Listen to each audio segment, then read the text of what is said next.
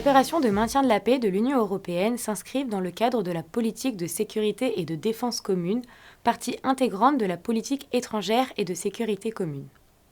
Cette politique permet à l'Union européenne de lancer des opérations civiles et militaires pour promouvoir la paix, la stabilité et la sécurité. Ces opérations visent à prévenir les conflits, stabiliser les zones post-conflit, renforcer l'état de droit et les capacités locales et protéger les droits de l'homme, également soutenir les reconstructions des structures civiles. Parmi ces missions, il y a des missions civiles et des missions militaires. Le droit international humanitaire vise à protéger les personnes qui ne participent pas ou plus aux hostilités et à limiter les moyens et méthodes de combat. Les grands principes de ce droit sont la distinction entre combattants et non-combattants, la proportionnalité dans l'attaque, la nécessité militaire, c'est-à-dire la justification des actes hostiles par des objectifs militaires légitimes, et l'interdiction de causer de souffrances inutiles. Le droit international humanitaire est alors essentiel pour la paix dans le monde, car il limite les effets des conflits armés, protégeant les civils, les blessés et les prisonniers de guerre. En imposant des règles visant à réduire les atrocités et en favorisant le respect de la dignité humaine en temps de conflit armé, le droit international humanitaire empêche l'escalade de la violence et les représailles incontrôlées. Le respect de ce droit renforce également la confiance entre les États et les autres acteurs des conflits armés, ce qui permet de faciliter les négociations de paix et la réconciliation post-conflit. Toutefois, l'applicabilité du droit international humanitaire aux missions de maintien de la paix des forces multinationales et ainsi aux opérations de maintien de la paix de l'Union européenne reste questionnée. En effet, le droit international humanitaire s'applique uniquement en cas de conflit armé. Or, la question de savoir si les forces multinationales peuvent être en tant que telles parties à un conflit armé suscite de nombreux débats. Nous avons un exemple avec le rapport sur les défis posés par les conflits armés contemporains, publié par le Comité international de la Croix-Rouge en 2015.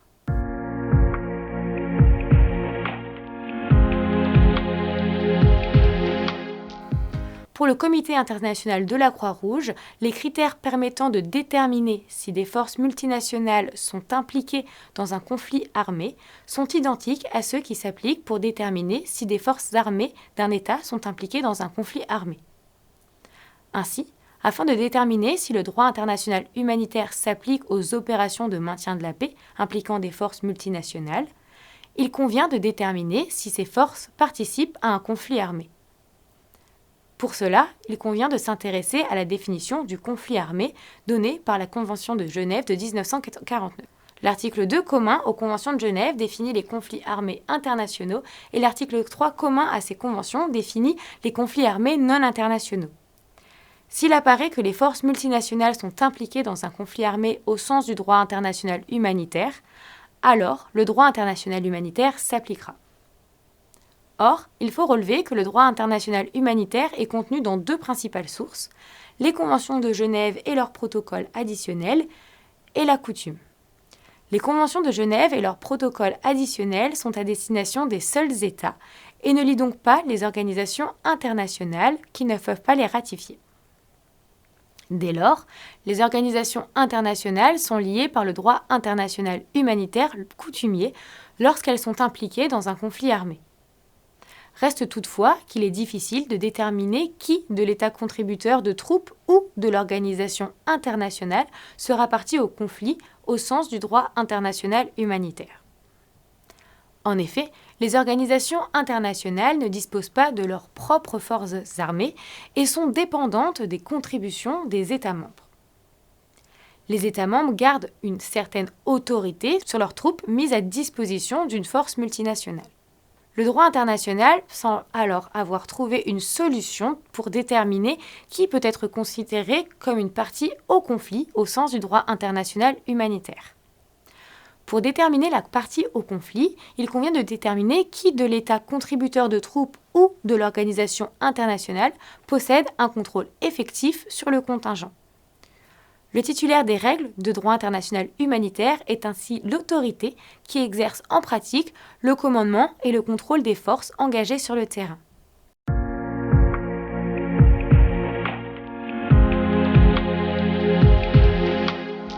Cette question se pose dans l'hypothèse où des forces de l'Union européenne apparaîtraient comme les forces d'une organisation internationale dotée de la personnalité juridique. Dès lors, ces forces seraient liées par le droit international coutumier. Les faits imputables à l'Union européenne engageraient sa responsabilité en cas de non-respect du droit international humanitaire, à l'exclusion de la responsabilité de l'État dont le contingent aurait commis un fait illicite, à condition que cet État n'ait ni participé ni contribué au fait. Depuis le traité de Lisbonne, entré en vigueur en 2009, l'Union européenne dispose de la personnalité juridique internationale. Il y a donc une responsabilité propre de l'Union européenne. La personnalité juridique internationale est la capacité d'agir sur le plan international. Il s'agit en réalité de la capacité d'être titulaire de droits et de devoirs internationaux. Celle-ci est fonction de l'existence propre autonome de compétences propres autonomes dans le chef de l'organisation et de la reconnaissance d'un degré d'autonomie formelle à l'organisation pour qu'elle puisse exercer efficacement ses pouvoirs et ainsi mener à bon terme les tâches et fonctions que vont lui être attribuées par les États membres.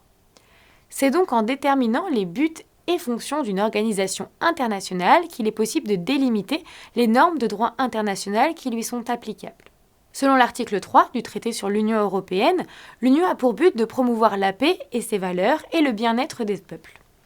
Elle contribue à la paix, à la sécurité, au développement durable de la planète, à la solidarité et au respect mutuel entre les peuples, au commerce libre et équitable, à l'élimination de la pauvreté et à la protection des droits de l'homme, en particulier ceux de l'enfant, ainsi qu'au strict respect et au développement du droit international, notamment au respect des principes de la Charte des Nations Unies.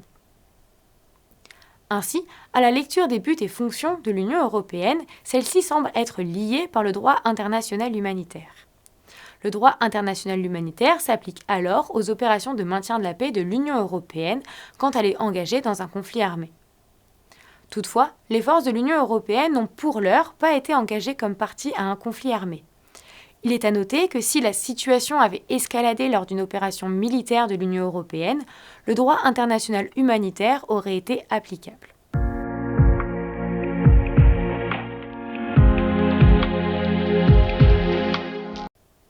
Les opérations de maintien de la paix sont soumises à un cadre légal.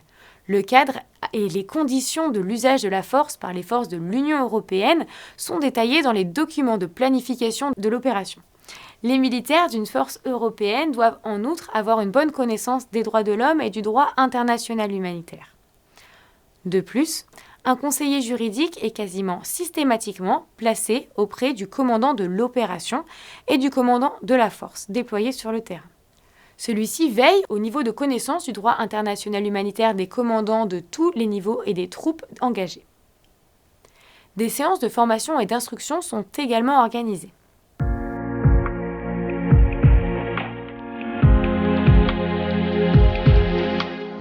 L'étude de l'applicabilité du droit international humanitaire aux opérations de maintien de la paix de l'Union européenne est essentielle afin de comprendre quelles sont les responsabilités en cas de violation du droit international humanitaire dans le cadre d'un conflit armé.